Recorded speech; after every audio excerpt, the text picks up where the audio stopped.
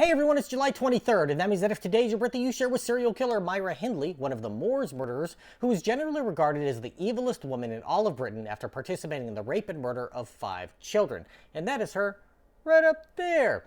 Born in Manchester in 1942, Hindley was regularly beaten by her alcoholic parents, so her grandmother assumed custody and raised her from the age of 5 onwards. Her father was a veteran of World War II who fought in Africa and Italy, and he expected his daughter to be just as tough as he was, so he taught her to fight.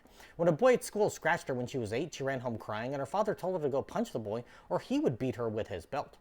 She found the boy and punched him repeatedly, setting the tone for how she would later act in life. At the age of 15, one of her best friends drowned in a tragic accident, and she blamed herself for not being there to save him.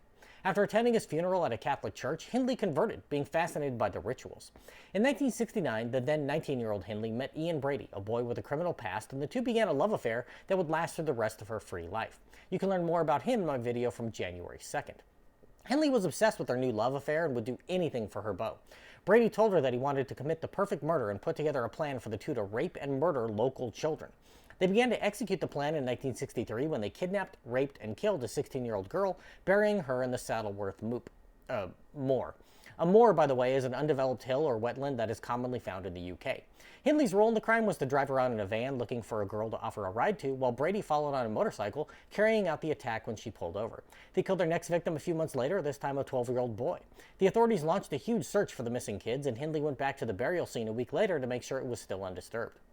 Next was another 12-year-old boy, followed by a 10-year-old girl they kidnapped on Boxing Day in 1964.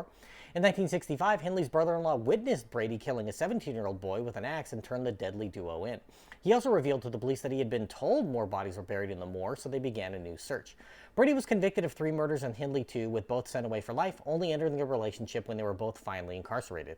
Hindley soon proclaimed her innocence and almost immediately began a campaign to try and gain her release, blaming all of the crimes on Brady.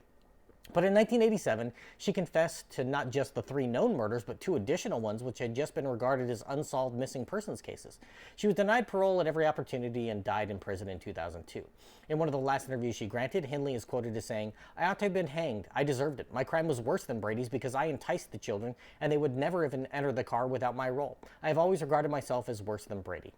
If this is your birthday, I hope you have a great day. Leave me a comment so I can wish you a happy birthday. If you know someone whose birthday it is today, send them this video so you can find all about their birthday twin. And to Myra Hindley, I say, happy birthday, you bastard.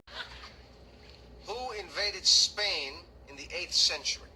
That's a joke. The Moors. Oh, no. I'm so sorry, it's the Moops. The correct answer is the Moops.